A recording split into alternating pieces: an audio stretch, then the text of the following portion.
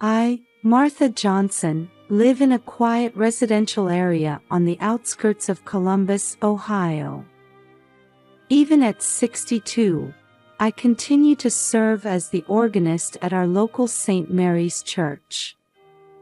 On Sunday mornings, it's my routine to greet neighbors on my way to church. Good morning, Martha. Looking forward to your lovely playing today, Ellen Cooper from next door calls out. Thank you, Ellen. I've prepared something special for today, I reply with an inward smile. Music is my life, and playing at church is a precious bond with the people in this town. When I return home, my daughter Sarah, 35, is preparing breakfast in the kitchen. Welcome back, Mom. How was your performance today?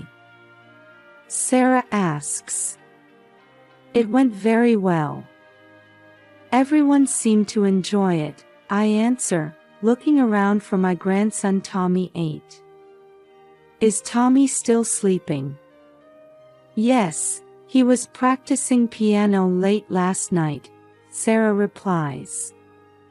Indeed, Tommy is our family's treasure. Despite losing his sight in an accident at the age of 2, he possesses an astonishing musical talent. Every time I hear his piano playing, my heart fills with warmth. Sarah's husband, John, 37, comes down the stairs. Good morning, everyone. Martha, how was your performance today? It was wonderful, John, I reply, watching the happy faces of my family. However, I don't miss the occasional shadows that cross Sarah and John's expressions. Are they remembering Tommy's accident? At breakfast time, Tommy finally wakes up. Good morning, Grandma, he smiles at me. His smile is as bright as the sun, lighting up the whole room. Good morning, Tommy. How was your piano practice yesterday? I ask, and Tommy's face lights up. It was great. I can play the new piece much better now, he answers happily. Our daily lives revolve around Tommy's music. The neighbors also recognize Tommy's talent and often offer words of encouragement. Just the other day, when I met Mrs. Richardson at the supermarket, she said, Martha, I'm looking forward to Tommy's recital. That child's talent is truly special. Indeed, Tommy's talent is special. But more than that, what I'm proud of is his positive attitude and willingness to work hard. Despite losing his sight, he never gives up and puts his all into music. This attitude gives courage and hope not only to our family but to the people in this community. At night, the sound of Tommy playing the piano echoes throughout the house. As I listen to the beautiful melody, I think about his future. Surely, a wonderful life awaits him. Believing this, I vow to continue supporting him. On Tommy's 5th birthday, our family prepared a special gift. We had the old upright piano in the living room professionally tuned. Tommy, happy birthday. This is your present, I said, and Tommy carefully approached the piano and touched the keys. I'll never forget the expression on his face at that moment. It was a radiant look, a mixture of curiosity and joy, as if he had discovered a new world. Grandma, is this a real piano? For me? Tommy asked excitedly. Yes, Tommy. It's a special piano just for you, I answered, and Tommy happily began pressing the keys. From that day on, Tommy's interest in the piano grew stronger day by day. Every day, as soon as he got home from school, he would sit at the piano and play with the sounds. I watched over Tommy's interest and gradually began teaching him the basics of piano. We started with simple scales and gradually progressed to simple tunes. Surprisingly, Tommy's progress was beyond imagination. He quickly memorized the songs I taught him and went on to tackle more difficult pieces. His fingers danced over the keys, producing beautiful melodies. "Martha, Tommy's talent is truly remarkable," Sarah said one day. However, I sensed some complex emotions behind her words. John was the same. "Tommy, you're amazing.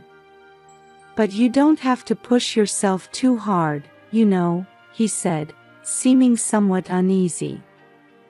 I was a bit concerned about Sarah and John's reactions, but I decided to focus on nurturing Tommy's talent. I consulted with Mrs. Anderson, the local piano teacher, and decided to have Tommy attend her piano lessons. "Martha, Tommy's talent is truly special," Mrs. Anderson exclaimed in surprise. "His musicality surpasses any student I've ever met." The other students in the class were also amazed by Tommy's performances. Tommy's ability to perfectly play difficult pieces despite his lack of sight was an inspiration to everyone.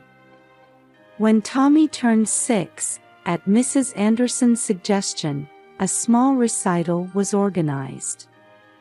On the day of the recital, the community center hall was filled with local people. When it was Tommy's turn, the venue fell silent. Tommy took a deep breath and sat at the piano. Then, he began to play Chopin's Nocturne. As the beautiful melody filled the hall, the audience held their breath. When the performance ended, the venue erupted in applause. Many people stood up, applauding Tommy with tears in their eyes. "Martha, your grandson is a genius," Mrs. Cooper, who was sitting next to me, said excitedly. "I've never seen a child with such wonderful talent before." After the recital, many people began talking about Tommy. A small article about Tommy's talent was even published in the local newspaper. However, amidst the excitement, I was concerned about Sarah and John's behavior. They wore happy expressions, but they also seemed somewhat uneasy. "Mom, Tommy's talent is amazing, isn't it?" Sarah said, but there was a hint of anxiety in her eyes. "Yes, it really is," John agreed, but his voice seemed to be mixed with complex emotions. While I questioned their reactions, I decided to focus on nurturing Tommy's talent. I believed that Tommy's passion and talent for music would surely brighten his future. A few months after Tommy's small recital, I found a flyer for the Ohio Young Musician Competition. This contest is a prestigious event that serves as a big challenge for young musicians in the state. "Tommy, would you like to enter this competition?" I suggested, and Tommy's face lit up. "Really? I'd love to try," he answered excitedly. However, Sarah and John's reactions were complex. "Mom, Tommy is still so young. Isn't it too early for him to enter such a big competition?" Sarah said worriedly. "That's right. Tommy, you don't need to feel pressured," John agreed. However, seeing Tommy's enthusiasm, his parents eventually agreed. And so, we began preparing for the competition. Tommy's practice became more intense than ever. He practiced for an hour before school in the morning, 2 hours after school, and another hour at night, without fail every day. "Grandma, I want to play this part more expressively. How should I do it?" Tommy would ask. I listen carefully to his playing and offer advice. "Well, Tommy, why don't you try playing this part a bit slower and let each note resonate more?" Tommy listens seriously and immediately tries it.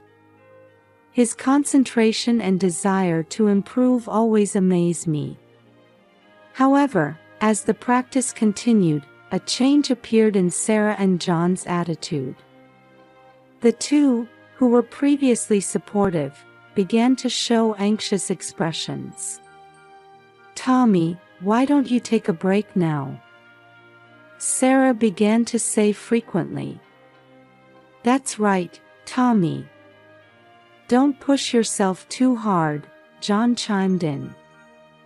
I felt uncomfortable with the change in their attitude. Why are they so reluctant when this is a chance to develop Tommy's talent? One night, I overheard Sarah and John's hushed conversation. "John, is this really okay?" "Tommy is." "I know, Sarah." But at this point, their conversation was fragmented, and I couldn't catch everything, but I felt there was some serious secret. As the competition approached, Tommy's anxiety also grew. "Grandma, do you think I can play well?" he asked worriedly. "You'll be fine, Tommy. You've practiced enough. Have confidence," I encourage him. However, the atmosphere in the family became more tense day by day. Sarah and John began to show guilty expressions whenever they saw Tommy practicing. "Tommy, you've practiced enough. Why don't you take a break?" Sarah would say. "That's right. Why don't you try getting interested in something other than music?" John would suggest. Tommy looked confused. "But I like the piano. I want to enter the competition." I didn't understand the cause of this family tension. Why can't they wholeheartedly rejoice in their son's great success?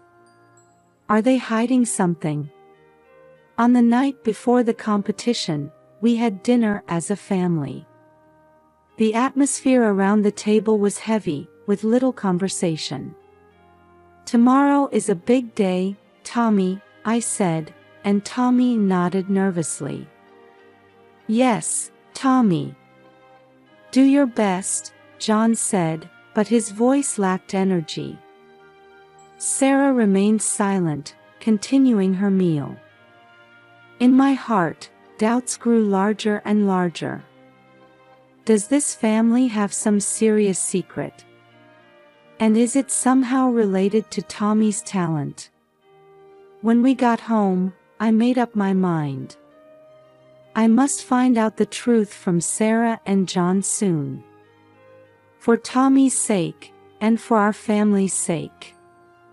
The day after the competition, a celebration for Tommy's victory was to be held at the local community center. I headed to the center early in the morning to help with the preparations. "Martha, congratulations. Tommy's talent is truly amazing," Mrs. Cooper called out to me. "Thank you. This result is thanks to everyone's support," I replied. The venue was decorated with handmade banners and Tommy's photos, creating a celebratory atmosphere.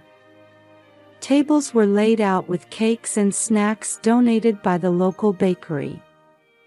At 2 p.m., the victory celebration began. People from the community, Tommy's school friends, and teachers arrived one after another.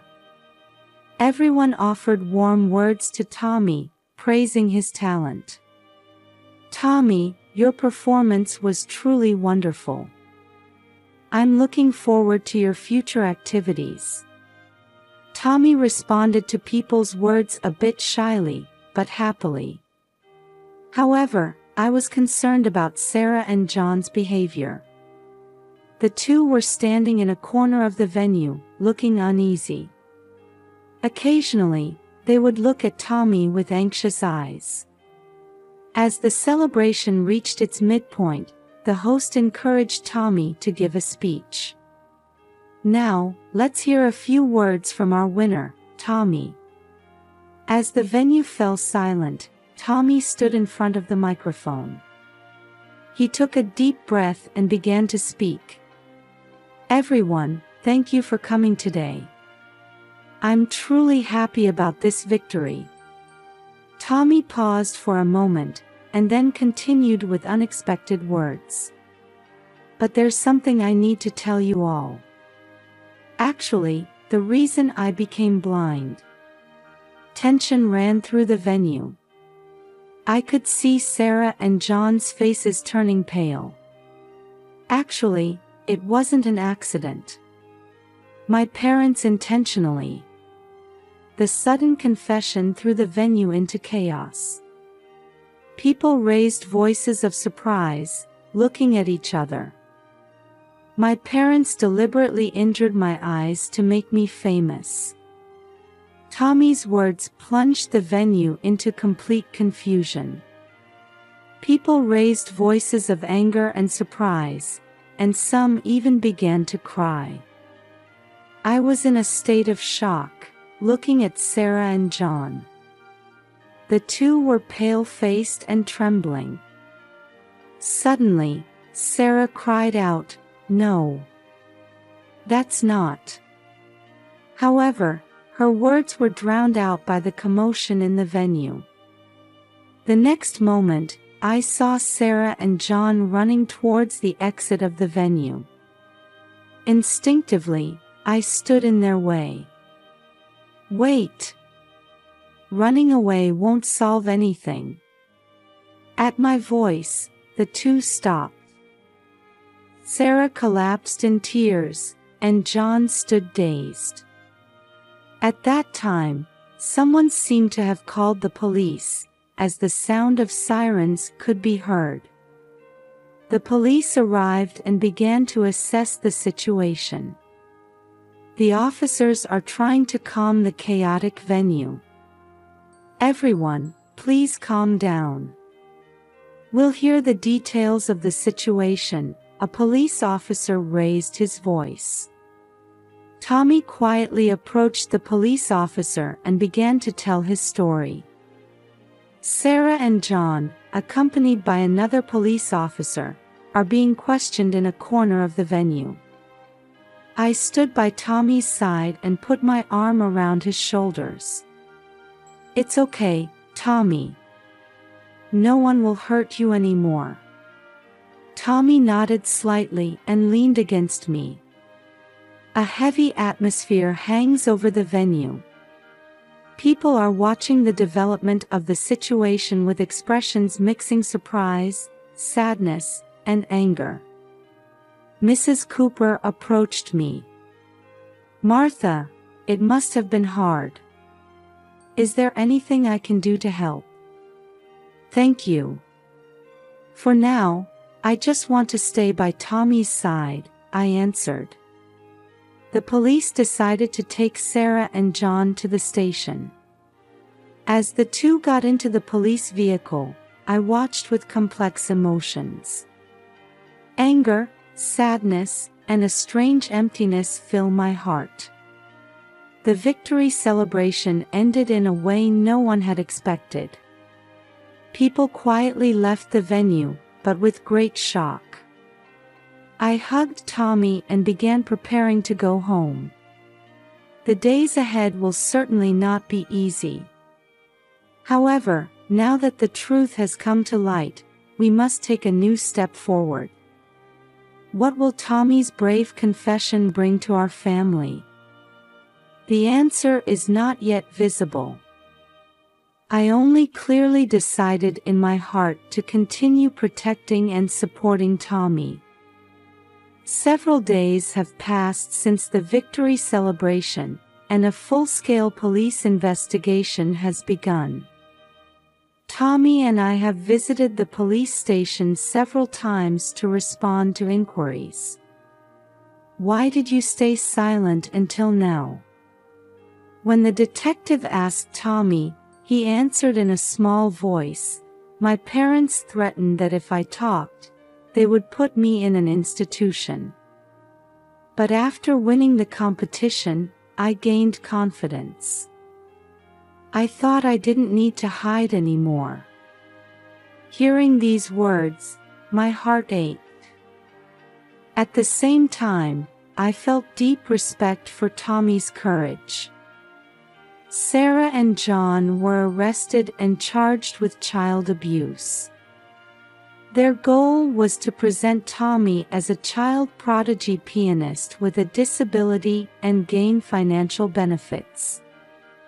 Knowing this fact, I felt my chest would burst with anger and sadness. The local community showed surprisingly strong support. Many people are trying to help Tommy, offering free counseling and legal assistance. "Martha, please let us know if you need anything. Let's all support Tommy together," Mrs. Cooper said. Tommy had complex feelings towards his parents. "Grandma, do I hate my parents? Or do I love them? I'm confused," he said crying, and I hugged him tightly. "Either is fine, Tommy. All your feelings are valid." As time passed, changes gradually appeared in our lives. Tommy has started receiving psychotherapy and is making efforts to face his emotions. Sarah and John also seem to be spending days of reflection in prison. A letter from them arrived for Tommy. "Tommy, we're truly sorry. We did something unforgivable. We're so sorry for hurting you." Tommy read the letter over and over, and it seemed that feelings of forgiveness towards his parents were slowly growing. "Grandma, I want to go see Dad and Mom someday," Tommy said, and I felt his growth. Sarah and John are also earnestly working on rehabilitation programs while serving their sentences. I received a report from their lawyer that the two are sincerely repentant and want to engage in community service activities after their release. We are now exploring a new form of family. Tommy and I, and hopefully in the future including the rehabilitated Sarah and John, are hoping to build new bonds. "Tommy, your life from now on will surely be wonderful. Your music should give hope to many people," I said to Tommy. Tommy answered with a bright smile, "Yes, Grandma. I'll do my best. I want to make people happy with my music." Having overcome this hardship, our family has become stronger. Tommy's talent and courage, and the warm support of the people around us. All of these are our hope for the future. The road ahead will certainly not be smooth. However, we are determined to move forward step by step, believing in the power of love and forgiveness. I sincerely hope that the beautiful music Tommy plays will